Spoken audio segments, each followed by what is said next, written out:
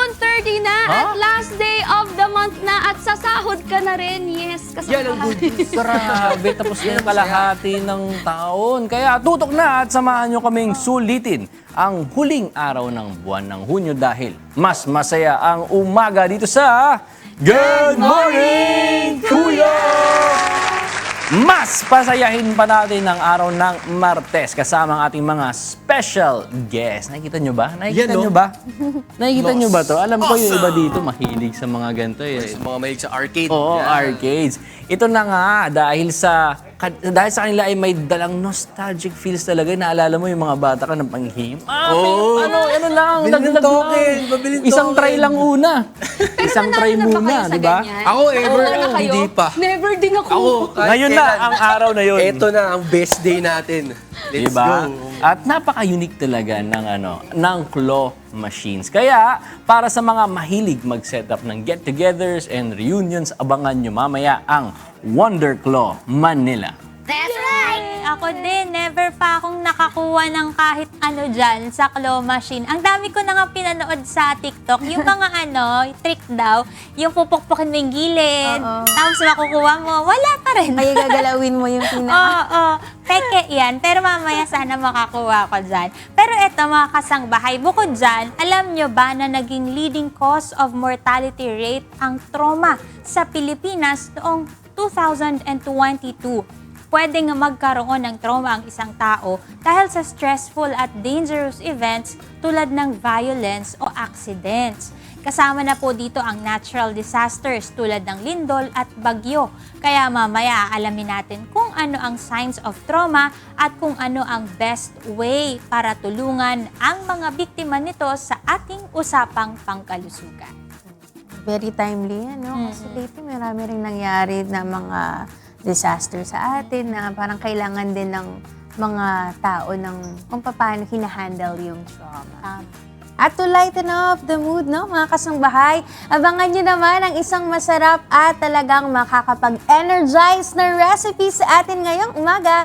At yan ay isa-share sa atin mamaya ng lutong kabundukan recipe developer na si Nanay Nanet. Ayun na siya sa ating kusina. Good morning po, Chef!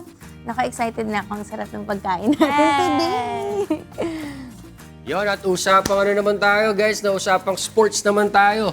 Isang malaking achievement ang naabot ng PhilHealth Health Insurers matapos silang makapasok sa finals ng UNTV Volleyball League Season 4. Sa kauna-unahang pagkakataon yan, nasungkit nila ang kanilang first ever finals ticket noong June 24 sa Paco Arena. At ngayon, isang panalo na lang ang kailangan para makamit ang kampyonato. Paano nga ba sila nakarating sa puntong ito? At ano ang kanilang paghahanda para sa biggest game ng season na to?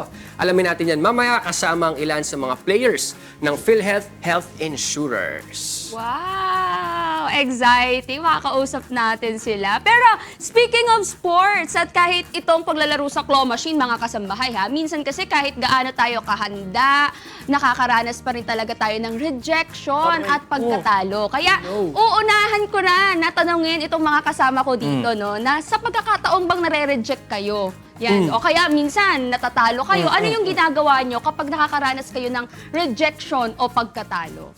Talo na naman tayo! Ano yung ginagawa?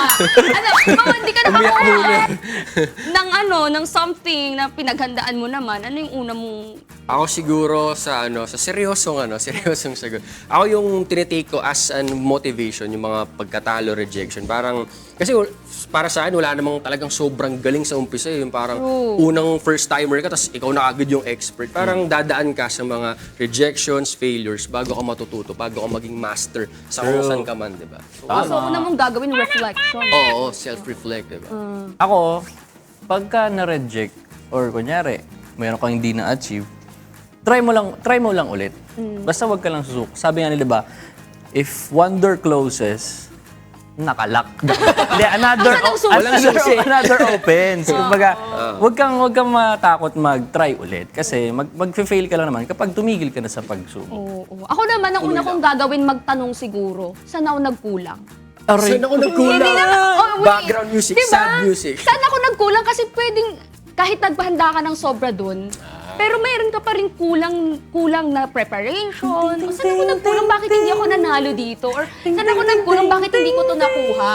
So, yun yung i-improve ko. Sige, So, ano ka? una kong gagawin mga kasambahay, magtatanong sana Sige, Tini, nanonood siya ngayon. Ano mong gusto mo sabihin? Nanonood ka man, bakit? Tama na nga, yung dalawa muna doon sa kabila. Okay naman guys, Pero, kayo naman. Anong una niyong gagawin pag nakaramdam kayo ng rejection at pagkatalo?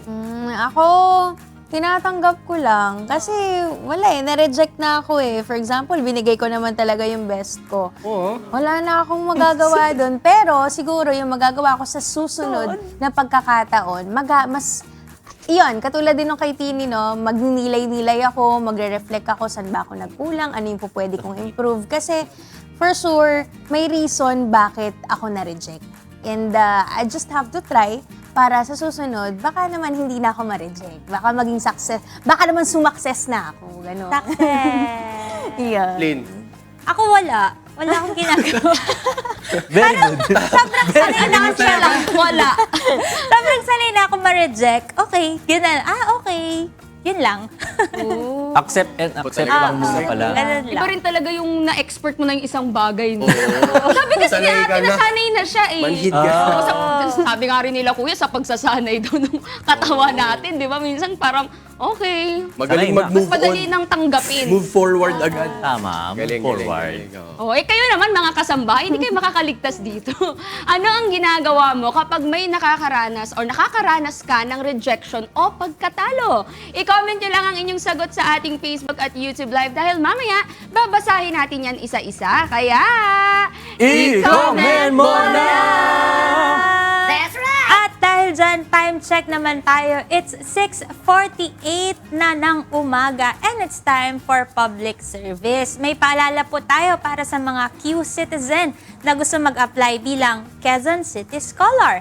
Ongoing pa rin kasi ang scholarship renewal for school year 2026 to 2027. Pwedeng mag-apply hanggang July 3, 2026. Naku, ilang araw na lang yan ha. Mula 8 a.m. to 5 p.m. Kaya kumpletuhin nyo na po ang inyong requirements at ipasa ito sa bago po ang deadline. Ang mga kailangan lang ay kopya ng grades from last school year or term, proof of enrollment, registration o acceptance for this school year, at leave of absence para sa mga scholars na hindi magre-renew for this term or year. Para sa listahan ng benefits, qualifications at para mag-apply, pumunta lang sa official Facebook page ng Quezon City na @QCGov. News, mga kasangbahay. Pero para naman po ito sa mga Overseas Filipino Workers o OFW. Meron kasing gaganaping 2026 Migrant Workers Health Summit ngayong araw po, June 30 hanggang July 1 sa Occupational Health and Safety Center o OSHC sa Quezon City. Sa event po na to, mga kasangbahay, pwedeng mag-avail ng iba't ibang libreng services katulad ng expert health talks, hypertension, diabetes at nutrition assessment. Meron din pong cancer screening, tuberculosis testing, HIV testing, at meron din pong eye and dental services. At ito, magugustuhan nyo to, massage at haircut assistance. Para po makasali kayo dyan, mga kasangbahay, iscan lang po yung QR code na naka-flash po dito sa inyong screen, ano? At kung mayroon pong katanungan, pumunta lang sa official Facebook page ng Department of Migrant Workers na @DMWPHL. Actually, merong mga nagtatanong daw, pwede ba yung mga OFWs na hindi na active ngayon? Actually, meron po sila sa balita natin din na kahit current OFWs at yung mga retired na mga OFWs, pwede rin po kayong pumunta at isama niyo rin po ang inyong mga pamilya at yung mga anak ninyo aged 6 months hanggang 59 months. Yun, no? Yun. Ayan, eto may magandang balita rin tayo para sa ating mga manggagawa na member ng Social Security System o SSS. Sa pamamagitan kasi ng My SSS Pension Booster, pwede nang madagdagan ang retirement savings mo ng tax-free. At alam nyo ba na nagkaroon ng 6.83% growth ang Pension Booster Fund noong 2025 habang 6.2% naman ang in the first 5 months of 2026. Pwede mo ring ma-monitor ang growth ng fund mo sa iyong MySSS account with 0% management fee since January 2025 hanggang December 2028. Para naman sa iba pang detalye tungkol dito, bumisita lang sa Facebook page ng @MySSS. Yan. At narito naman mga kasangbahay ang ating weather outlook for today. Dito po sa Metro Manila, 26 to 31 degrees ang temperature at may 60% na chance ang umulan. Kaya gumamit na rin po kayo ng insect repellent at siguraduhin na may bakuna yung mga bata para safe po sila sa kagat ng lamok. At syempre, marami rin kasing dalang sakit ngayong rainy season. Kaya po maghanda po tayo mga kasangbahay. Tama. O, ito sa Cebu naman, huwag kalimutan magdala ng payong dahil 90% ang chance na uulan ngayong araw. At nasa 27 to 32 degrees ang temperature. Huwag kalimutang, syempre, magdala ng payong, tsaka gumamit na rin ng kapote para sa mga motorista natin na nagmumotor as much as possible. At uminom tayo ng vitamins, kumain ng masustansyang pagkain para maiwasan ang iba't ibang mga sakit. Yon, sa Davao naman, mga kasangbahay, aabot po ang temperature nyo dyan ng 25 hanggang 31 degrees. Pero, mayroon po kayong 70% chance ng pag-ulan dyan sa area ninyo. At syempre, reminder na rin, palagi po kayo maghuhugas ng kamay. Iwasan din po ang pagligo sa ulan. At kung merong baha, naku, wag po kayong lulusong ha. Ayaw natin yan. Baka mamay may sugat pa kayo. At para maiwasan din yung mga sakit-sakit. At kung hindi naman maiiwasan, mga kasangbahay, punta na lang po kayo sa malapit na health center sa inyong lugar para mabakunahan kontra sa mga sakit na nakukuha sa maduming tubig at baha. Stay safe po at informed mga kasangbahay. Yes. At ngayon naman, oras na for more positive vibes kasama sila Teenie, Ian, and Joshua. Yay! Excited na kami dito. Yun, Feeling ko makakakuha na tayo. Oo, Kasi 10 kanina yan, ha? nakausap ko na yung guest natin, kapag may mga events daw sila, kailangan daw lahat ng mga bata nakakakuha. Yan. Bata! Talaga, So, tama, dapat tama. makakuha, di ba? Pero sino ba naman kasi mga kasambayang hindi na-excite kapag may claw machine? Mula sa mga arcade hanggang sa mga malls, marami sa atin ang nasubukan ng maghabol ng plushies at prizes gamit ang isang simpleng claw. Oo, pero paano, no? Paano? Ha, ito ang question natin. Paano? Kung dalhin mismo ang saya at excitement ng claw machine sa inyong birthday, wedding, corporate event, o special na okasyon, di ba, Bruce? Exciting! Ngayong umaga, makakasama natin ang Wonder Claw Manila, isang negosyo na nagbibigay ng interactive at unique entertainment experience para sa iba't ibang events. Kasama natin Sir Nads with Ma'am Jolly para ikwento sa atin kung paano nila ginawang mas masaya at mas memorable ang mga celebrations gamit ang kanilang claw machine. Good morning po. Welcome po sa Good Morning, Kuya. Sir Nads, ma'am, please greet our viewers po. Hi, good morning. Good morning po sa lahat ng viewers. Yay! Good morning, sister. Hi po, good morning sa ating mga viewers. Iyon. Para sa mga ngayon pa lang po, mga nakakagising lang, interesado sila, gusto nila malaman tungkol sa Wonder Claw Manila. Ano nga ba ito? At ipakilala niyo po ang inyong business. Paano po kayo nagsimula? Thank you, Sir Joshua. So, good morning everyone. So, I'm Nads Castello. So, I'm the owner of Wonder Claw Manila. So, we are Wonder Claw Manila offering an interactive game, amusement, engagement sa lahat ng parties, mapa birthdays, baptism, weddings, or corporate events. Saan po nanggaling yung idea na gawing event attraction ito pong mga claw machines? Actually, kaming mag-asawa, mahilig talaga kami sa claw machine. Ay, okay. So, ang nakikita namin sa mga malls or sa mga amusement is malalaking claw machines talaga. So, sabi namin, why not dalhin namin ang claw machine sa mga parties or sa mga events na mas para maging interactive yung mga events. Tama. So, sabi namin, what if mini claw machines para second floor, third floor, kayang-kayang madala. Unlike yung malalaking claw machine. Yan yung mga gusto kong kasama sa arcade Yeah, sa amusement park. Yung hindi tayo malulugi. Oo, kasi may mga kasama ka nakukuha ng plushie para sa'yo. Pero bakit po sa tingin ninyo, patok na patok yung claw machines, lalo na sa mga bata? kasi aside from exciting, kasi game siya.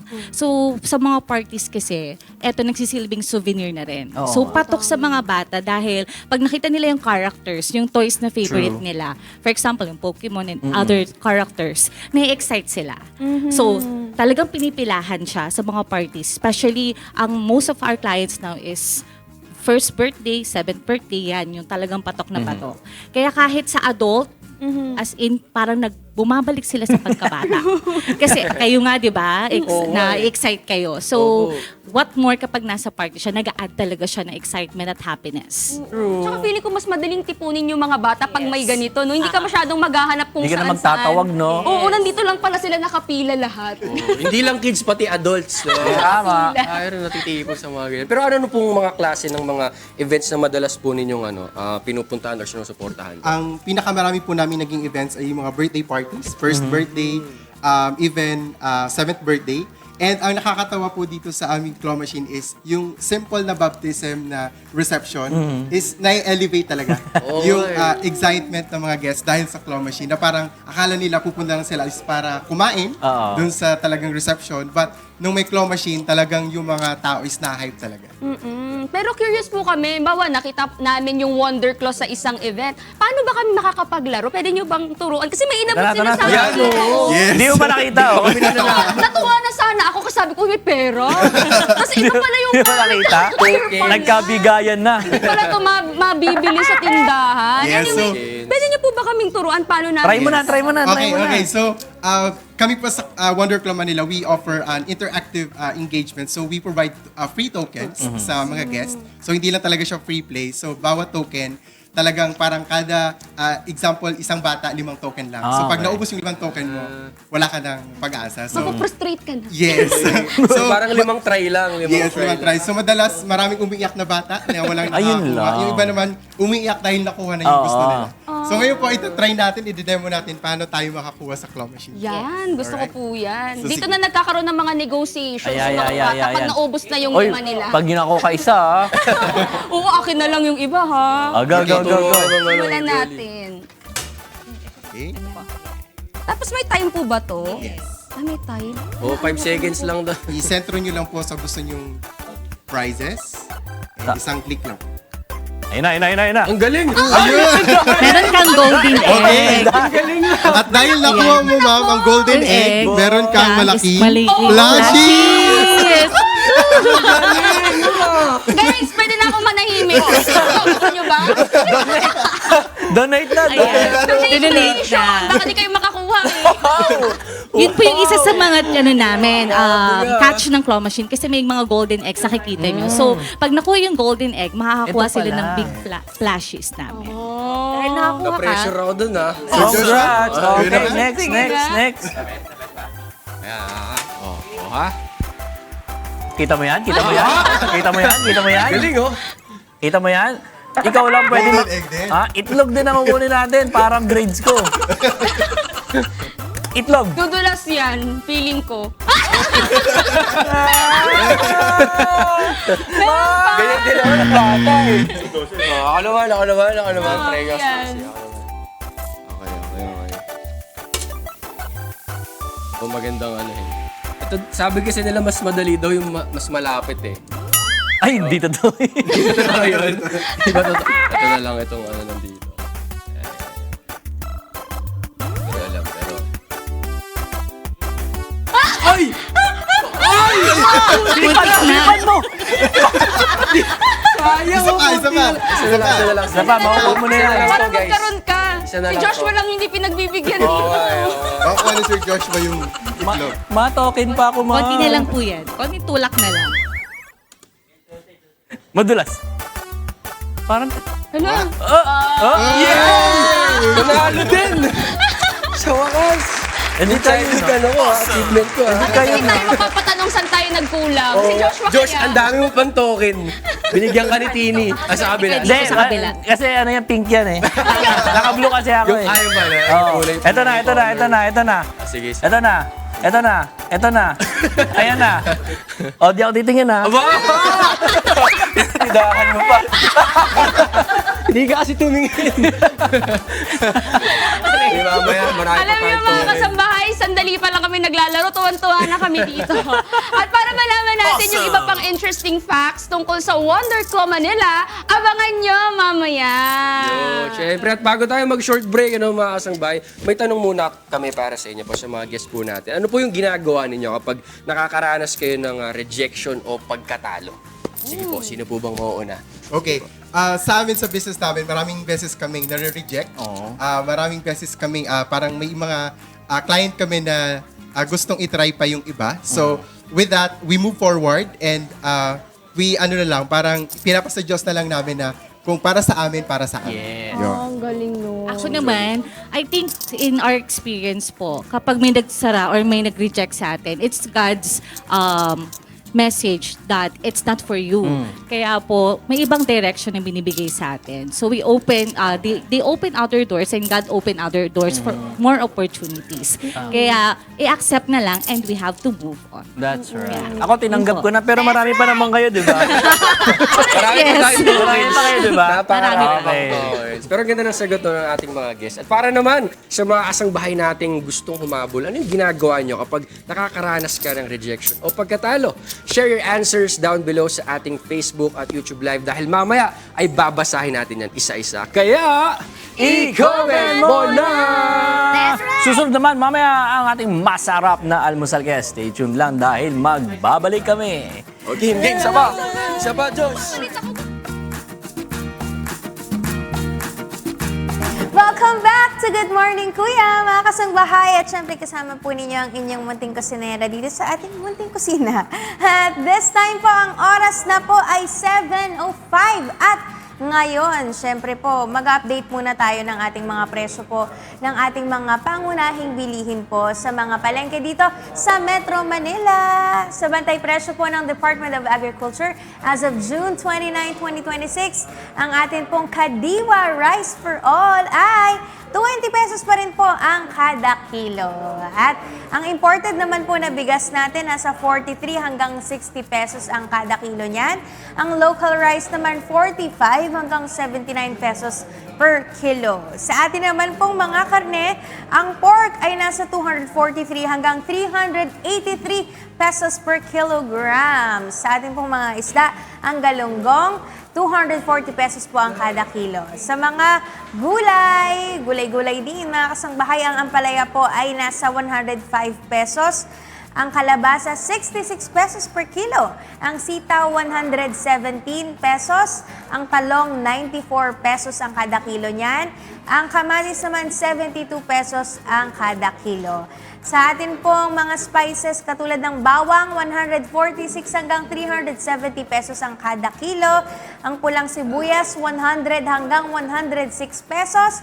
Ang puting sibuyas, 101 hanggang 142 pesos per kilogram. Ang sili, 198 pesos per kilogram. Ang luya, 142 hanggang 178 pesos. Ang sugar naman na refined, 81 lang, walang 1. 81 pesos ang kada kilo. Ang itlog, 5 piso po hanggang 14 pesos per piece. At ang mantika, 101 pesos hanggang 163 pesos po ang kada litro. Parang sa mga presyuhan natin ngayon, parang gugustuhin ko na lang magtanim ng sarili kong gulay sa sobrang mahal ng presyo. Pero syempre po, yan lang naman po ay presyo po dito sa Metro Manila. Baka po mas mura kung meron kayong mga area po dyan na mas maraming mas mura yung mga bilihin nyo sa inyong mga local po na mga palengke. At ito na, para po ituro sa atin ang masustansya at malinamnam na 3 cheese karilagan omelette recipe. Tawagin na natin ang Lutong Kabundukan recipe developer. Walang iba, kundi ang ating suki, si Nanay Nanet. Good morning, Chef. Ay, good morning, Miss Ira. Yes, welcome Good back. morning, Kuya. Good morning po sa lahat. Chef, excited na ako kasi po, natutuwa ako po sa mga ingredients po natin. At for sure naman po, lagi po kayong may dala na masasarap po talagang pagkain sa atin. Sige, Chef, ano po ba ang ingredients natin for the 3 cheese karilagan omelette? Okay. So, mabanggit ko lang muna, Miss Ira, Ako, sige po. narinig ko o nakita ko na 94 pala ang kilo ng talong. Ay, itong ating talong, pinitas lang natin sa Karilagan Kaya Farms, nga. di ba?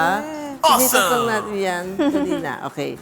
So, ang ating ingredients para sa ating 3 cheese karilagan omelette, Yes. syempre ang ating mozzarella, ang ating cream cheese, cheddar, syempre ang ating eggs, no? Okay. May butter, may onions, bell pepper, mushrooms, may milk, at saka ang ating talong. Eggplant. Ayun. Eggplant. Di naman pala masyadong marami po yung sangkap nito, chef, no? Pero medyo magiging crucial lang sa kanila yung pagpili ng kung anong klaseng keso yung ilalagay nila. Oo. Kasi sa atin, different kinds of cheese, may iba-ibang ino-offer na flavor. Yes. Katulad ng cream cheese, di ba? Tsaka cheddar. Yung cheddar yun na nagbibigay ng alat. Oh, medyo sharp yung lasa niya. kahit wala na tayong asin. Tapos, syempre, ang ating mozzarella para medyo May siya, stretch, no? may stretch. Apo, yung cream cheese Okay. naman, medyo sour siya, tsaka creamy. Oo, yung omelette, isa sa mga favorite kong breakfast. Tama. Pero, isa sa napakahirap lutuin, di ba po? Pero, sa akin, padadaliin natin yan, Ang chef. sa akin, kahit hindi siya perfect sa luto, basta yung lasa niya. Tama! Perfect, Sige, chef. di ba? Dahil dyan, umpisahan na natin. Sige po. Sige po. Okay. Na-excite ako kasi usually ang omelette sa amin, ano lang eh. Cheese lang. Yung cheese Yung lang. French, O kaya, oo. itlog lang talaga siya. Pinold Oo. lang. French na Sobrang ano lang. plate. Ayan. plain. Dapat mahinang-mahina ang apoy kasi sa dami ng ingredients natin, Oo nga, chef. hindi magandang maluto agad. Di ba? Ay. Timplahin natin. Saka yung Yan. parang pinaka-basic sa atin, chef, na yung Pinoy omelette, yung merong sibuyas. Yes, may pula, sibuyas. tsaka Pero ito kamatis. lalagyan natin ng talong. Yan. Inihaw na talong. Ay, So ang una, sarap. gusto ko ginigisa kasi yung mga sahog. Oh, Kaya chef. sa butter na lang gamitin natin. Tapos ayan, syempre isunod natin ang mushroom. Tapos ang sibuyas. Nakakamiss din yung mga ganitong breakfast. Gusto ko yung maraming sibuyas. Oo, chef. Ayan, Pwede naman Tapos? puting sibuyas, chef, pag Okay. hindi pula yung Oo, ayan. gagamitin nila. Ganyan natin, no? Ganyan lang, konti Chef, lang. alam nyo, Yung iba, hindi na nila- napapansin ko sa inyo, kasi mga last time na pinagluluto mo kami, talagang you take your time sa paggigisa. Hindi kayo nagmamadali. Ay, oo. Ayoko Yun nang ang- minamadaling Oo. pagkain. Or Gusto any ko particular reason, chef, bakit hindi kayo nagmamadali sa pagluluto? Kasi di ba pag kami nadali mo yung luto, para sa akin na parang kulang sa ano. Di ba Mas parang kulang sa pagmamahal. pag-aalaga o pagmamahal. Tama, Ayan. Bell pepper, favorite ko din Okay. yan. Kaya ang aking omelette ganyan. So niluluto ko na siya lahat. Opo. Pero isa lang omelette lang gagawin natin. Okay, chef. Saka isa set aside. Kailangan ba, chef, ako ng, magbukas Ay, na sige ako? po. Ay, Sige. para meron din ako ditong silbi. Ay, meron na pala. Wala na. Talagang, meron na. talagang pa-forma na lang tayo sa kusina. Gusto ko ihalo pa natin to kasi yung inihaw na talong, di ba siya yung nagbibigay ng parang Smoky smoky flavor. flavor. Pero kailangan lutuin pa rin natin para mag-blend yung mga sangkap. Yan. Chef, ano ba to? Ibabatihin Oo, na gano'n? ibatihin na natin. Okay. Wow, Okay, marunong siya ganyan. mag-Tagalog na gano'n. Babatihin. Sige. Ito, chef, di na ito lalagyan ng asin, no? Kasi nga Huwag sabi na, niyo, kasi may medyo, yung iba cheddar. kanya-kanya na lang, di ba? Opo. Pero lagyan natin ng ground pepper. Okay, Yan. ganun lang. Ganyan lang kabilis, oh. Kaya kahit Oo. marami kayong, maraming anak, o Oo malaking nga, pamilya. Mapaparami mo yung ano, Lutuin mo na, di ba? Yan. Ayan. Yan. Okay na ba to, chef? Lagyan natin ng konting-konting milk. Oh, Diba? okay. Para may lam- Para mas... Soft. Ano siya? Okay. Para ma-break niya yung ano ng itlog. Okay. Ayan. Okay na Okay na to, siguro. chef? Oo. Okay.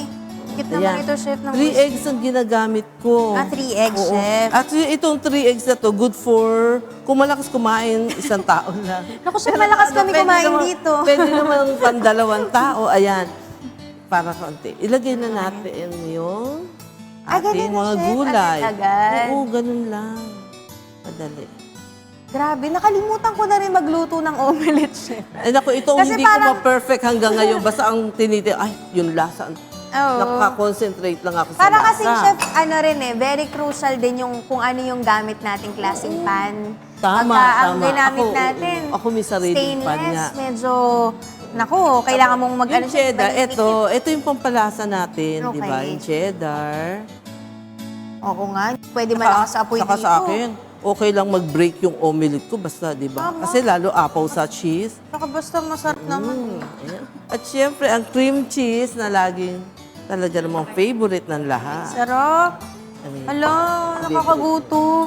Break natin yan. Sa mga ganitong pagkakataon, gusto ko nang kumain. Kahit hindi pa kainan. Yan. Ayan. Pero syempre, mga kasangbahay, kung wala naman kayo masyadong budget para gumamit ng cheddar, ng cream cheese, ng mozzarella, plain cheese is okay, chef, no? Hindi lang talaga magiging three Oo. cheese. Pero hindi, sa next na demo ko, ipapakita natin kung walang cheese, makakagawa tayo talaga ng homemade cheese sa bahay. Talaga, chef. Oo.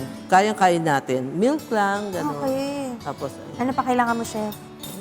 ano pa ba ang cheese na nawawala? Mozzarella. Ito, si mozzarella. Ito yung masarap. Di ba? Para pagka, ano mo, Ako, chef, yung mga kasama nag-i-stretch ko, talaga. yan, yung mga ibang host, napakahilig din po niyan sa Ako nga. very cheesy na mga pagkain po. Ayan. Ako. Cheesy po kami dito eh. Tapos lagyan natin Cheesy, ganon. konting-kaunti lang. Gusto ko yung may konting minsan nga kahit, di ba yung pepper, kahit minsan makakagat mo na dahil buo, ay okay lang sa akin. Tama. At syempre, ibibitin muna natin yung ating mga kasangbahay. Baka kasi masyado Takpan natin para Tsaka kailangan pa nating lutuin mga kasangbahay. Oo, ayan. Di ba, chef? Takpan. Pagka tinatakpan, napansin ko, mas madaling siyang maluto. Okay. I-flip mo na lang. Tapos, Oh, hihintayin nyo yan mga kasangbahay. Diyan lang muna kayo.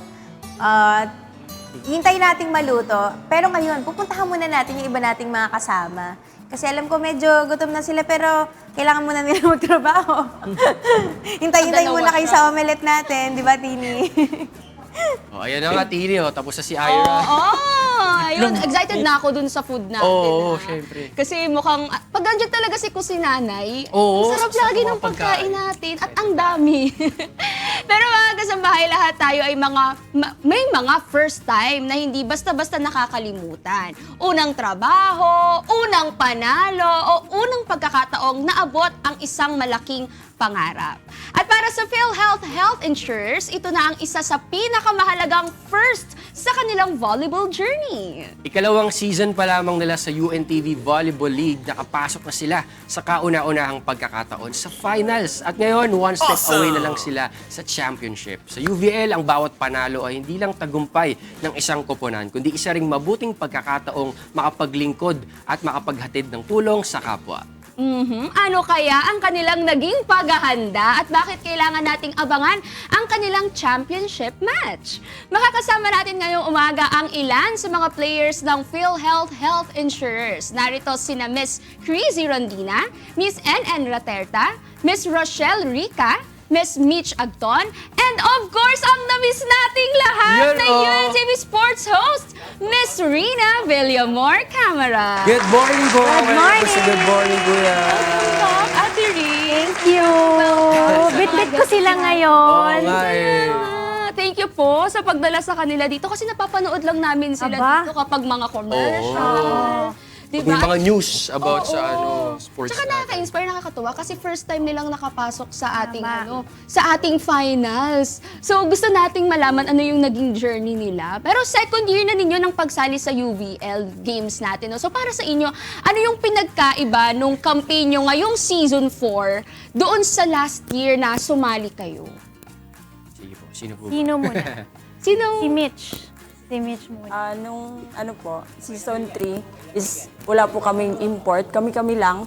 While yung season 4 po is meron na po kaming import like si Tin Miralles at saka po si Trixie Laroca. Oo. So anong pagkakaiba nung may import na sa wala kayong import nung last year na season na? Last year kasi maraming kulang sa team namin. This year, na-fill in po talaga nila yung kulang sa team namin. So, mas naging solid po kami.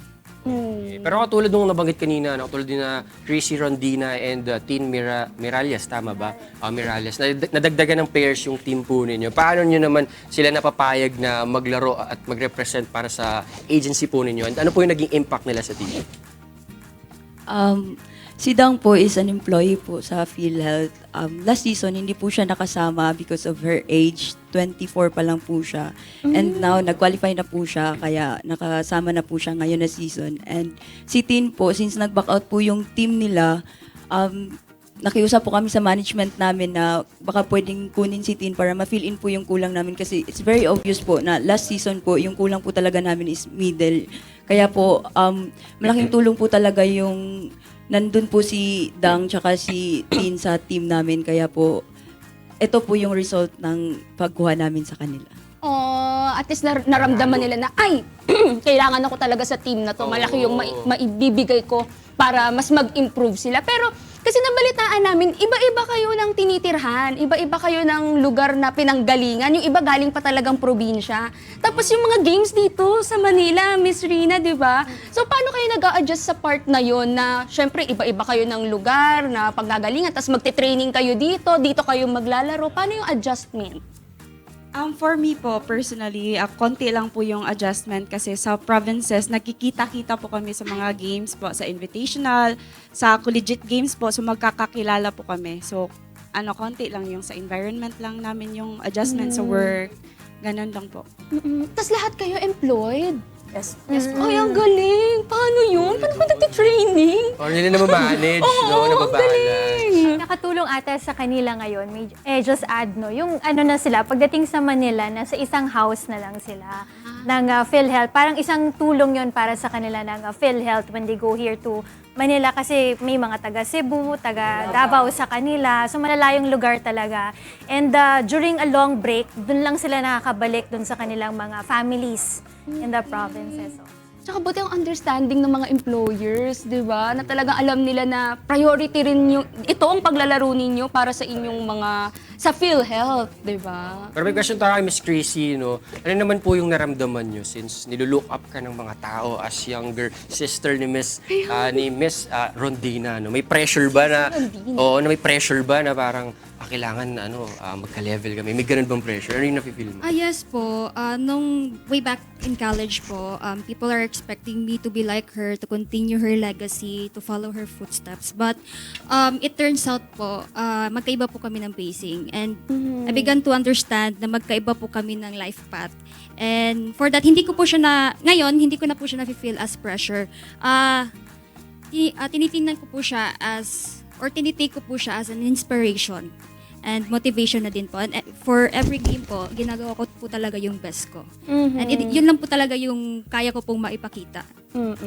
Yes. And pero as a young team sa tingin nyo ba, ano pa yung kailangan nyong i-improve? Kasi nasa finals na kayo, parang it's now or never, kailangan natin ibigay lahat. Parang ganon. So ano yung sa tingin ninyo, masasabi ninyong 100% na ba yung team chemistry nyo? Ano pa yung mga kailangan nyong i-improve? I would say po, meron naman po talagang chemistry. We have to work on our confidence on each other and also our communication and greater teamwork. Kasi without it, hindi po namin ma-reach yung final, semis at saka finals. Work as a team din talaga. Pero nabalitaan namin na almost perfect daw yung first round nyo sa eliminations, no? Ano naman yung susi sa sinasabi lang magandang performance, no? Lalo na sa laban sa mga pinakamalalakas na teams like BFP, PNP, and AFP? Siguro communication po. Communication. Kasi lahat kasi kami nag-uusap-usap talaga. Sometimes kasi may ups and down yung team, pero talagang pinag-uusapan namin. Yes po, mentoring din po. Ako po yung bunso, nag-a-ask po ako ng guidance sa mga mga ate ko. Nag-a-ask po talaga ng guidance. And in fairness to them, they're so open po on teaching me on how to do my best. And ayan po. Sobrang importante rin talaga ng pagiging teachable, no? Lalo na kapag you're looking, pag nakikinig ka sa mga mga feeling mo is higher sa'yo, di ba? At mas gumagaling Humility kasi. din yun. Oo, mas gumagaling kapag willing to learn, Yes. di ba? Tsaka ngayong season na to, ito rin yung first time na nakapasok kayo sa semis. Tama?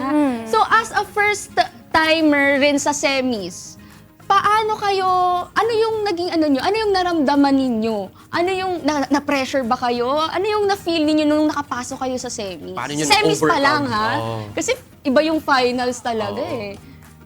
Sige.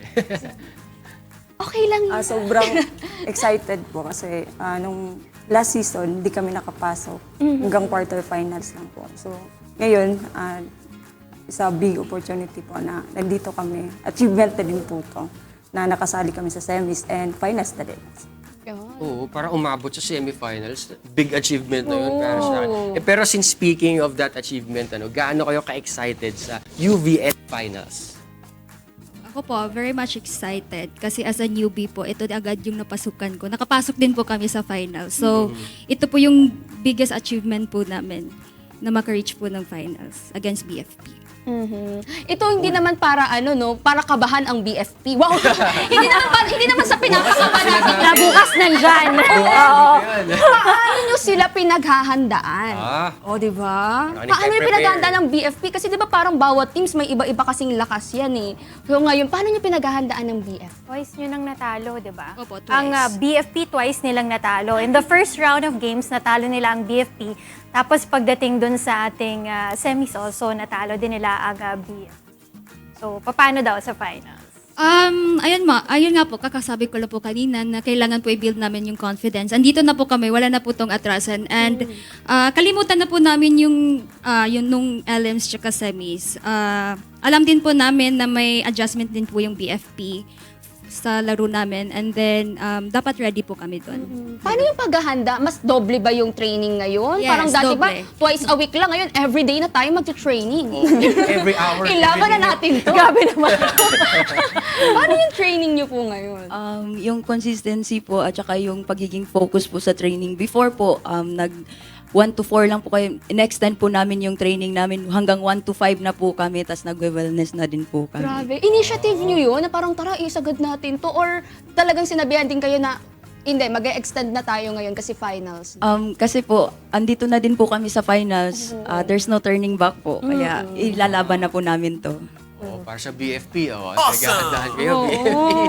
Ano natin ang mga health insurance natin. Pero question natin kay Ms. Rina, ano po yung mga dapat namang abangan ng ating mga manonood sa finals? Of course, we have yung mga individual awards natin. Nagdagdag tayo ng 4 na individual awards. So, on top of that, yung aside from the best setter, best mga middle blocker natin, best spiker natin, meron tayong dinagdag na 4 new awards dito.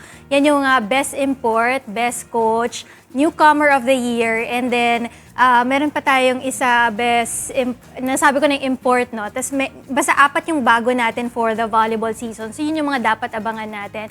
And this is a very exciting match for the finals dahil nga iba yung maglalaban ngayon.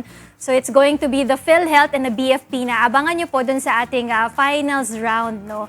So maganda po yan, exciting. Unfortunately for the PNP, they won't be able to defend the title this season kasi nandun lang sila dun sa ating battle for third, no?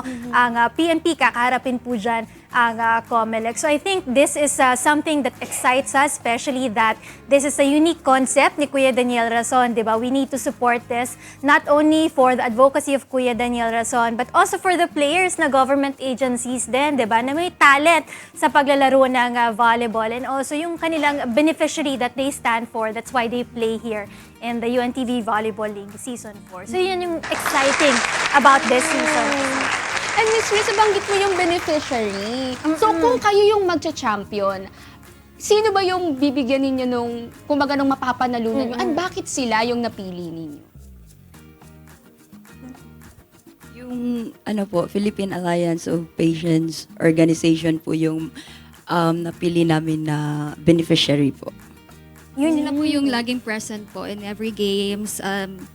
Grabe sila, ang ingay po nila as cheers. Yes, and hello po sa inyo. God bless po. Hello po! Cancer patients, no? Yung mga natutulungan nila. So, minsan dinadala nila sa game to support them also. Not only in volleyball, but in basketball, when PhilHealth plays, they also are there to support yung kanilang team. So, makikita mo talaga yung mga patients na to, they're very supportive. Kasi nga, ang laki din ng tulong na nabigay sa kanila ng PhilHealth. Not only, parang 10 years na natin silang kasama in basketball. Tapos, matutulungan pa, additional help pa itong maibibigay ng volleyball team natin. Also for the patients Alliance.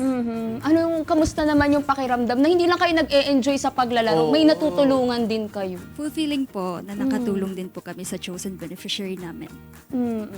Siyempre, nakakasarap doon. Nag-e-enjoy ka na sa game. At the same time, nakakatulong ka sa mga kapwa-tao. At ayun, bago tayo magtapos, anyayahan po natin yung mga viewers natin na suportahan ang UVL Finals. Ayan, sige, go ahead. Sino bang please invite po yung mga viewers po natin. Sige, go ahead. So ayun po, iniimbitahan po namin kayo manood ng UVL Season 4, Game 1 Finals po at Paco Arena on July 8, 2026. And for the Game 2 naman po sa PhilOil Arena on July 12, 2026. And please support us, PhilHealth. If you're planning to watch us live po, you may wear white. And for the second game naman po, wear green. Thank you so much po. And lastly, baka may gusto kayong sabihin dun sa mga supporters yun, syempre dun sa family ninyo. Unang-una po nagpapasalamat ako sa PhilHealth Regional Office 10. Thank you so much po. Thank you so much, Miss Chrissy, Nagpasalamat po ako sa PhilHealth Regional Office 10. Kay Sir Delio Asaran II, sa supervisor ko po, Dr. May Desiree Eliap, at saka sa mga kasama ko po sa ACAS, Doc Francis, Sir Bong, Ma'am Z, Sir Harley, Ma'am She, and Ma'am Beb po, kasi sila po yung gumawa sa trabaho ko na naiwan. Yung iba po, sige po. Thank you po sa PhilHealth Region 7 po, kay Ma'am Marge na na-transfer na ngayon sa Region 6. Sa supervisor ko po si Doc Elise, and then sa mga kasamahan ko po sa CRC and sa family ko po. Hi po sa Region 11 Davao po kay Attorney Harvey L. Carcedo, tsaka po sa family ko, sa supervisor ko po kay Miss Dunesa Malabosa, and sa head ko po, Leo Head, kay Ma'am kay Ma'am Joanna Blason. And sa PhilHealth Region 7 po sa Cebu, thank you po sa dati ko pong si Ma'am Marge Cabrieto na nasa Iloilo ngayon, and to our new ARVP, Miss Janet Ann Advencola, and to my supervisor din po, si Miss Christine Hope. Sa planning din po, hello po Sir Dave and Ma'am Jaya, and thank you po for allowing us to play. Thank you.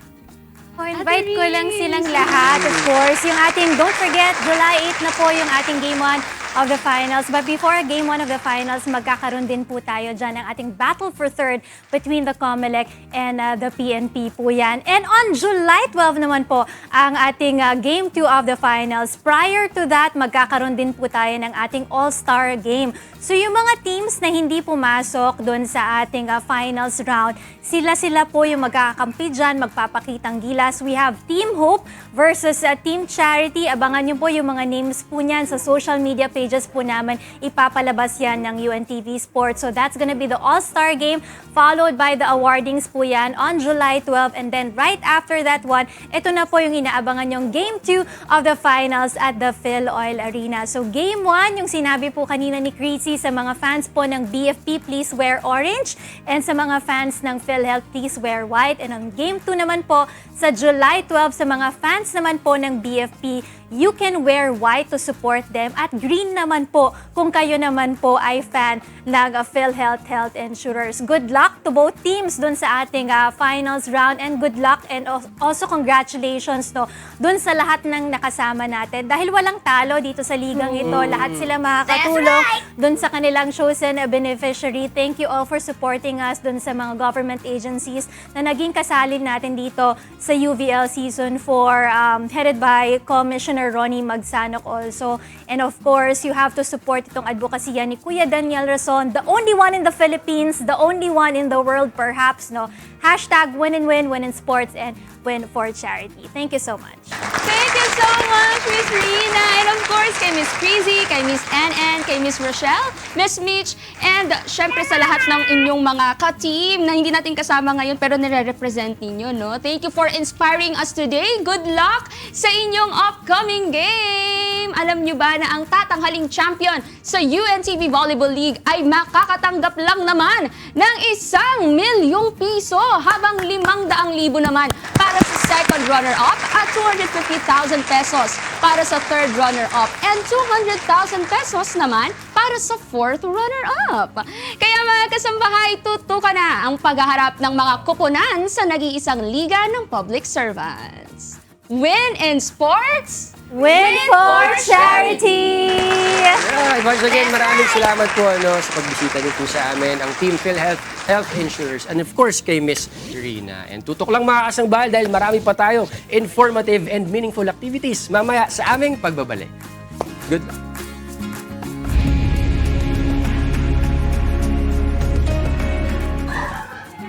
Nagbabalik ang Good Morning Kuya. Ang oras ay 7:36 ng umaga at oras na para sa ating usapang pangkalusugan. Kapag may sakuna o trahedyang nangyari, hindi lamang pisikal na paunang lunas ang kailangang ibigay sa isang tao. Mahalaga rin na mabigyan ng agarang suporta ang kanyang psychological at mental state. Pero paano nga natin matutulungan ang isang taong nakararanas ng matinding stress o trauma? Ngayong umaga, pag-uusapan natin ang kahalagahan ng psychological first aid. Kasama si Dr. Camille Garcia, ang ating psychologist. Good morning, Doc Camille. Welcome back sa Good Morning. Good morning. Doc, please greet our viewers po muna. Ay, magandang umaga po sa inyong lahat. It's so nice to be back dito sa GMK.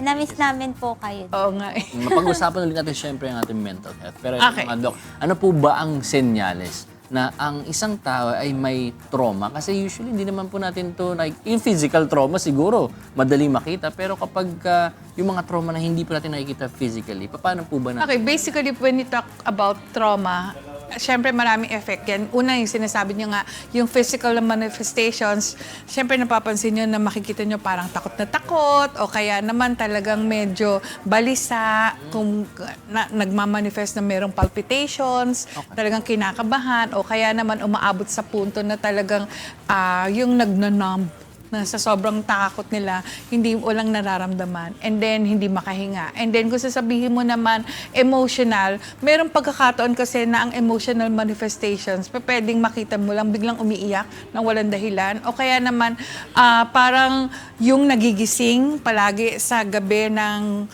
wala lang, may naaalala lang. Sasabihin na-stress sila or naaalala yung pangyayari na yon.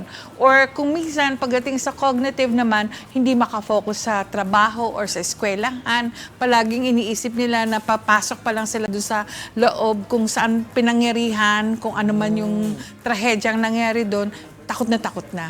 So talagang hindi umaabot sa punto na nag-a-absent na lang, nasa loob na lang ng kwarto, nagkakaroon ng social isolation. Yun yung tinatawag natin na talagang, eto, trauma na siya. Kasi usually, kung sasabihin mo na meron silang naramdaman o ng siguro mga ganitong araw na to, tapos after 2 to 3 days, normal na talagang mararamdaman mo yun. Pero after a week, ganun pa rin, pwede natin mag-consider na nagkakaroon na ng trauma itong tao na to. Okay. Dok, isa daw po sa mga pinaka-importanting magawa after ng isang traumatic event ay dapat sumailalim sa tinatawag nila na psychological first aid, yung mga tao po na naka-experience po nito. Ano po ba yung psychological first aid? Okay. At paano po ito ginagawa? Ang PFA kasi, isa siyang pamamaraan wherein sinusuportahan mo yung taong merong ganung pangyayari na yung nakita mo kagad na siya yung naapektuhan. Halimbawa, siya yung sa sunog, tapos siya yung isa dun sa huling mga na-rescue. Tapos nakita mo hindi yung nagsasalita. Yung support na pinapakita mo na kinakalma mo siya o kaya meron ka na nakatabi na kamusta ka, pero kahit hindi nagsasalita, yun yung tinatawag nating PFA or yung psychological first aid kasi it's an intervention para sa ganun mapansin o malaman ng tao na nakakaranas ng ganitong trauma na merong tao na gustong makaintindi sa'yo at binavalidate kung ano man yung nararamdaman. So naiisip ko po, hindi naman kailangan professional ang mag-administer ng first aid na ito. Actually, kung tutuusin, hindi naman kinakailangan ng psychiatrist or psychologist pagdating dito. Kasi una-una, pwedeng yung nag-rescue team, yung medic, o kaya naman social worker, o kaya kahit na sino doon. Kasi dapat talaga umaabot na sa punto na ang sa barangay level pa lang, tinuturuan na yung tinatawag na PFA para sa ganun. Siyempre, di ba sila yung mga unang mga responder. So, talagang kinakailangan, alam nyo kung ano yung dapat gawin. And basically, kumisan kahit nasabihin mo na wala kang kaalaman dito, pero ikaw yung sumusuporta, you can be considered a PFA or first aider ka. Pero ito nga po, Camille, no, dahil naman hindi naman sila lahat ay psychologists, kung sa mga ganong levels sa barangay levels nga po, ano po ba yung mga do's and don'ts na kailangan po nilang tandaan when it comes to psychological first aid? Okay, siguro don't. Una-una is, pag ayaw magsalita, huwag mong pilitin. Kasi baka sasabihin ganun. O ba't ayaw magsalita? Ba't ayaw mo sabihin hindi kinakailangan na magsalita yung biktima? Mas kinakailangan niya yung comfort na nararamdaman niya na paghanda ka ng magsalita, okay lang, nandito kami. Kung gusto mo nang sabihin kung ano yung nararamdaman mo or meron bang takot na nararamdaman. Second, kinakailangan kasi pagdating dito, yung maging kalmado yung tao na to at hindi siya yung makakaramdam ng sobrang takot. Kasi di ba yung iba pag ganun, sobrang natakot na. Tapos ang gagawin mo pa, huwag ka umiyak. Hindi pwede sabihin Huwag ka mo na. matakot. Huwag ka matakot. Di ba parang ganun. Lalo na, halimbawa, yung biktima ng lindol o kaya yung nakaranas na may napanood na na talagang barilan, yung mga ganyan. Talagang hindi mo kinakailangan. Ang sasabihin mo na, tayo ha, parehas lang din naman tayo kasi pwedeng ikaw rin na nandun sa parang sabi mo, parehas tayo nakaroon doon, sige dito ka lang. Kaya ako, bilib ako doon sa mga guro, doon sa time ng lindol na talagang sila yung nagpapacify na, kalma lang, upo lang kayo dyan, ganda, Tapos ang first reaction, sino yung talagang nakakaramdam ng takot, magtaas lang ng kamay, dito kayo. Tapos yun na yung kakausapin mo or pakakalmahin mo. Pwedeng anong pamamaraan ng gagawin mo. Pwedeng kasi sa sobrang gutom, baka talagang hihimatayin niya. So, bigyan mo ng tubig o kaya ng pagkain. Yun yung pwede niyong gawin. Basically, when you talk of PFA, it's always a support and pwedeng non-verbal or verbal. Kasi non-verbal in the sense na talagang, di ba, pag nanginginig, anuhin mo lang yung kamay na gano'n, o kaya naman kung hindi man gano'n, yun talagang parang, anong gusto mo? Gusto mo ba, may tatawagan ba ako na members of the family para talagang yun, gano'n lang yun. Dok, sino-sino po ba yung mga possible na magbigay ng mga psychological first aid? Kailangan ba nag-training sila? Meron silang proper knowledge tungkol po dito? Basically, yung iba, talagang merong mga seminar for PFA na tinatawag na psychological first aiders. Pero kasi ang punto dito, kinakailangan kasi na part ng training din ng isang, halimbawa, kung rescuer ka, importante merong ganitong training din. Kasi usually, hindi naman ito tungkol na sasabihin mo pag na-accidenting ganon, yung ang ilalapat mo yung first aid dun sa biktima. Merong iba kasi, hindi yung biktima ang apektado, yung mga nakapanood. So yung mga nakapanood, dun mo makikita na talagang, ba't natulala yun? Nanonood lang yun. So yun ang dapat mong tulungan. Na pwedeng gawin ng isang from the barangay level na talagang meron silang mga focal person na makakatulong doon. In fact, pinapaigting nga ng Mental Health Act na sa lahat ng barangay kinakailangan merong mga ganitong klaseng sabihin na natin tao na pwedeng makausap pagdating sa ganyan. Dahil kasi sa barangay level, usually ang nangyayari, sunog, baha, yung mga ganyan, o kaya kung sakali man lindol. So talagang kinakailangan may taong nakakausap. Kasi ang pinupunto dito is to extinguish or kaya diminish yung anxiety or yung nararamdaman na takot na isang tao. So parang napapahapyawan na po natin sa mga interesado po matutong paano ba mag-administer ng psychological first aid. Pero para mas maintindihan po nila, ano po ba yung core principle ng pagbigay ng psychological first aid? Okay, pag sinabi yung PFA kasi, ang talagang kinakailangan mong gawin is matuto kang mag-empathize or maintindihan mo yung sitwasyon. Hindi pa pwede na parang, lalo na kung namatayan, hindi mo sasabihin na talagang ganyan ang buhay. Hindi. Wag na wag mong sasabihin yon. Ang sasabihin mo sa kanya, anong gusto mong mangyari pagkatapos nito, may maitutulong ba ako? Tapos pag ayaw magsalita, gusto mo bigyan kita ng tubig, yung gano'n. Mas malaki talaga ang dito sa isang PFA na gagawa, matindi ang pasensya. Kasi kung minsan hindi talaga magsasalita yung biktima. Pangalawa, matindi rin yung sinasabi natin pag-uunawa. Yung napaka-empathic mo sa sitwasyon. And then third, to be able to validate and acknowledge kung ano man yung nangyayari. Sabi ko, alam ko, naiintindihan ko ta. Pero kung may time ka na gusto mo na magsalita, nandito lang ako. Yun lang, ganun lang yung para makalma lang yung tao. Hindi mo kinakailangan yung sobrang magte-technical ka na may checklist ka. Hindi mo kailangan ng ganun. Ang kinakailangan mo talaga is panatag yung loob niya and to win yung possibility na confident na siyang magsalita kasi pinaniniwalaan ka at tinetrust ka ng tao na yun. Dok, kailan naman po malalaman ng isang tao na kailangan na po niyang humingi ng tulong sa isang mental health professional? Kasi po minsan, di ba, after po ng psychological first aid, minsan hindi na po natututukan yung mga nagiging biktima.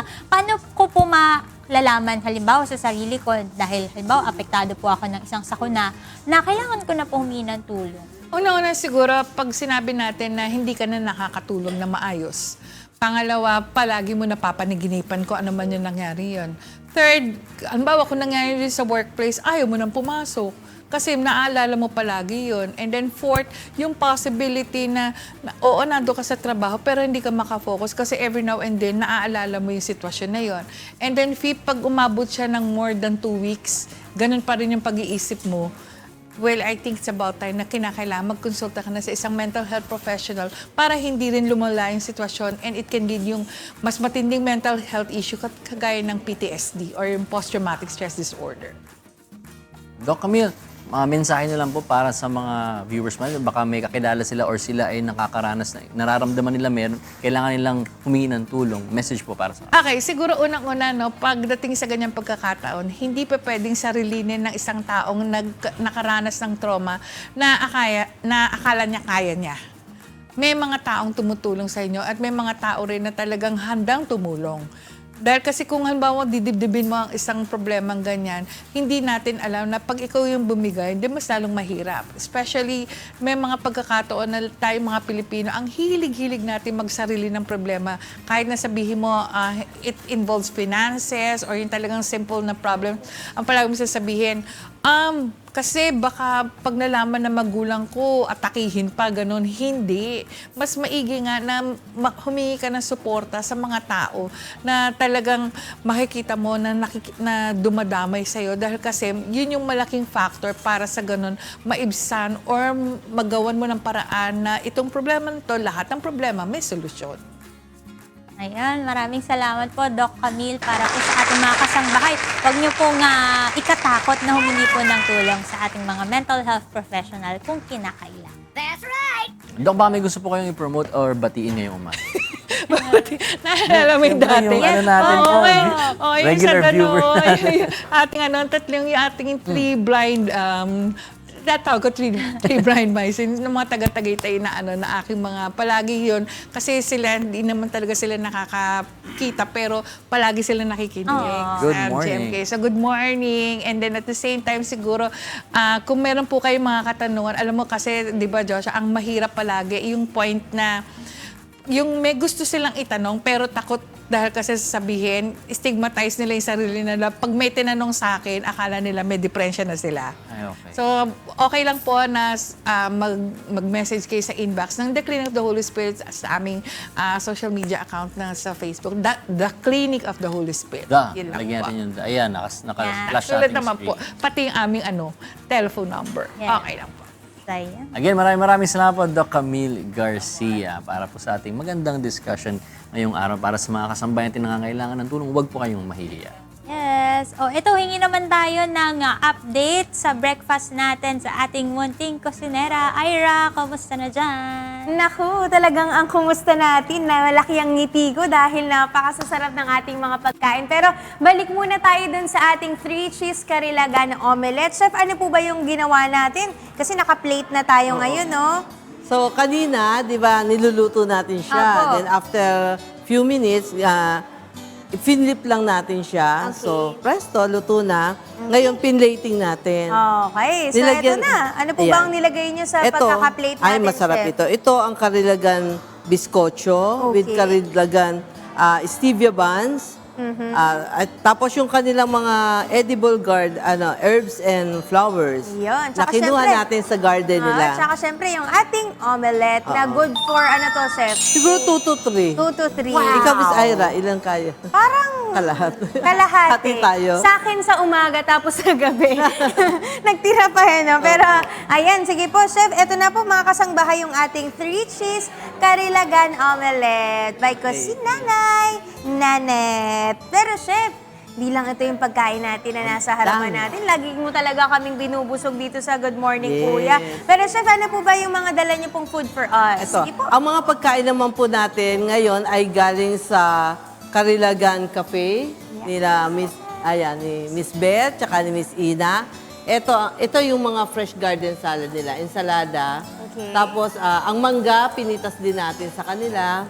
Tapos ito yung kanilang kaldereta. Okay. Oo. Tapos ito ang laing. Wow, With daing na din. Tapos salpikaw.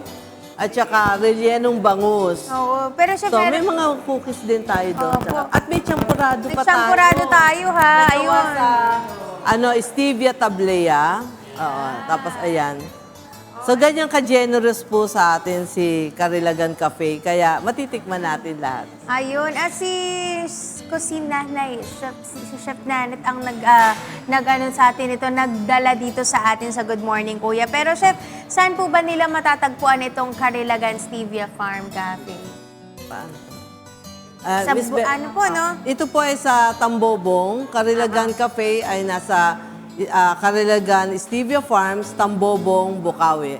Okay. Ayan, sige, kung hindi nyo naman makita yung exact na address, no, pwede naman din pupuntahan na lang po sa inyo pong mga social media pages. Sige po, kaway po kayo. Ayan, kasama natin ang mga staff ng Karilagan Stevia Farm Cafe. Pero chef, sa mga gusto naman pong kumontak po sa inyo, baka gusto nila kayong i-book na gusto namin yung mga niluto ni chef. Sige po, saan po ba nila kayo pwedeng makontak, chef? Ngayon po, ang inyong kusinanay ay pwede na mag-accept ng as private chef. Yeah. Pwede mismo sa bahay nyo, matitikman nyo na ang mga lutong kabundukan. Kasi maulan ngayon, hindi namin masyadong ma-advise na pupunta kayo doon, di ba? Pero meron pa rin pumupunta. Sa July 12 nga pala, darating yung mga guests namin, balikbayan.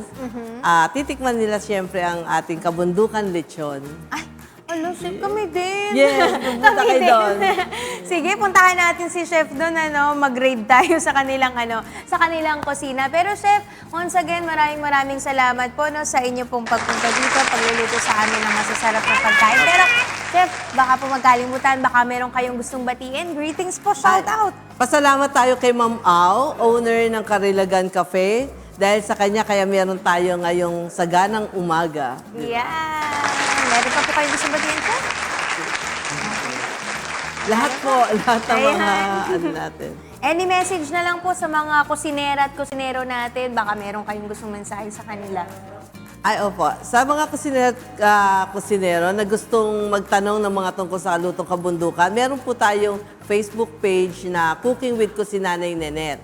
At saka, yun nga po, ang Karilagan Cafe, pwedeng mag-walk-in na, tumatanggap na sila ng walk-in, then pwede rin by reservation. Meron silang events place, ang ganda. Pwedeng mag-prenup, yung mga, ang ganda-ganda, parang wala lang sa Bulacan. Parang nasa iba, something parang vegan. Tama ba yun? Ayun, basta hanapin nyo na lang po sa kanilang na social media pages. Once again, maraming salamat po sa ating Kusinanay Nanet. At ayan, mga kasangbahay, sana po nag-enjoy kayo sa ating recipe for today. At syempre, ang lagi kong paalala sa inyo, don't forget to cook with love and cook it right! That's right! Mag-e-enjoy ang ating mga kasama sa ating food for today. Di ba, Teeny Bells? True! Alam mo ba, tumutunog na yung tiyan ko nung nakita ko yung pagkain. Sana wag siya tumunog ngayon, baka marinig ng mga kasambahay. Anyway, para sa mga gustong lagyan ng kakaiba at nostalgic excitement ang kanilang mga events, ito na ang hinahanap nyo. Asa na? Hanapin na rin! Nakita ko na. Kaya para matuloy na natin mapag-usapan ang interesting journey nila, meron pa kaming ilang katanungan para sa ating mga bisita natin from Wonderclaw Manila. Ang unang tanong, magkano po ba ang kailangan para makapag-book ng ganitong clause for an event? Murang-mura lamang po ang Wonder Claw Manila. So we start po at 3,990 Yung? for single machine. May kasama na po siyang 30 na prizes. Kasama baby. And we have the plus package. That's 5,990 with 60 plushies na po yan. Dalawang machines. And ang pinaka-premium package po namin ay 6,990 with 100 prizes na po. So 50-50. So yun po siya. So good for 4 hours na po siya na use sa na isa. yun. Yun. Yun yung mga packages, no? Pero ano po yung mga, ano nyo naman po, mga future plans ng Wonder Claw Manila? May mga bagong concepts o offerings po ba kayong dapat abangan ng inyong pong mga customers? Abangan nila ang mas marami pa naming engagement concept ng mga games sa mga booth. So marami pa kami, hindi namin pa pwedeng i-disclose, but upcoming secret muna. Mas marami pa kaming ihahain para sa kanila. Thank you. Para naman malaman po nila pag nirelease nyo na to, sikreto na to, saan po ba nila pwede kayong i-follow para masubaybayan po nila? You can follow po our page, Facebook page, Wonder Claw Manila, PH. And then sa Instagram, meron din po kaming social media. So, and also the TikTok po. Nagpo-post din po kami sa TikTok. Scan nyo yung Eto po, QR. nandito po yung QR. Pabulong na lang po kami nung nung sikreto po. Medyo lalamang lang po kami ng konti sa mga kasambahay sa part na yun. Yan, scan nyo na ang QR code, mga kasambahay. Again, maraming salamat po sa paggatid ng nostalgic feels at sa pag-share namin yung journey sa amin. Talagang nakakaaliw itong innovative idea na ito at sa mga special occasions. Tama! At sana ay mas marami pa kayong events na makatira ng unique, memorable moments at good vibes! Yes. At ito, shoutout naman sa lahat ng nakatune in ngayon sa ating YouTube and Facebook account. Kanina tinanong natin sila kung ano ang ginagawa nila kapag nakakaranas sila ng rejection o pagkatalo. Narito po ang ilan sa kanilang naging sagot. Galing kay Justin De La Cruz. Iniisip ko na lang na may mas better pang pagkakataon para sa akin. Kasi kahit naman ikasama ko ng loob yung pagkatalo ko, wala akong magagawa. Yun, sabi naman ni Joanne Flores, ako kahit malungkot, tinatanggap ko na lang. Marami pa namang ibang chance para makasali ulit. Manghihinayang pero mas pag-iigihan sa susunod. Yun. Sabi naman ni Rin, mas ginagalingan ko pa sa pagpapractice or sa pag-e-effort na mag-level up sa paghahanda. Kasi kailangan ko ng confidence para magawa yung mga bagay na dapat kong gawin hanggang sa susunod na competition or pagkakataon. Thankful pa rin kahit paano nakakasama kahit na-reject or natalo. Ang sabi naman ni Apple Aquino, para sa akin, hindi pa yun ang time para makuha mo. Kumbaga, hindi ka pa qualified siguro. Ibigay mo muna yung best mo. Then, kapag hindi mo pa rin makuha, it's okay. Kasi ang mahalaga doon, yung matututunan mo sa buhay na magsikap ka sa lahat ng bagay. Hindi lang dahil may gusto kang makuha. Nakuha! Ay, edi perfect!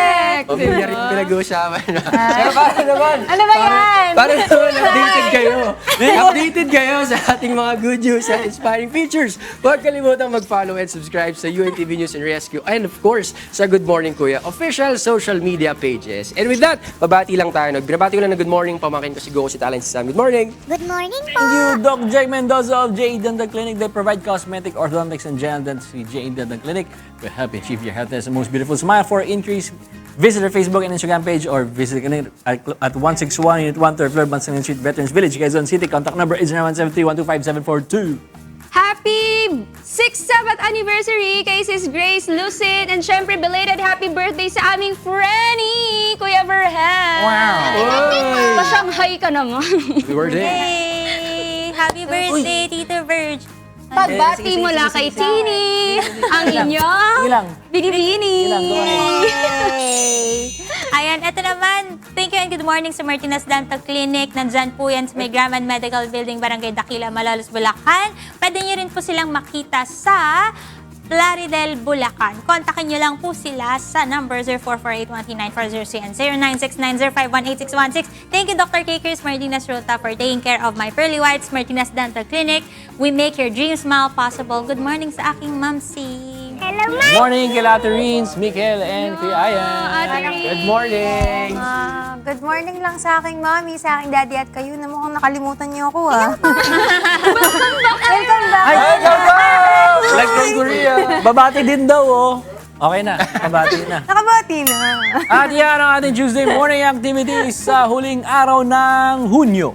Sana ay nag-enjoy, natuto at na-inspire kayo sa ating mga special features. Kaya, kita-kita tayo uli bukas sa pagsisimula ng panibagong buwan dahil mas masaya ang umaga sa Good Morning!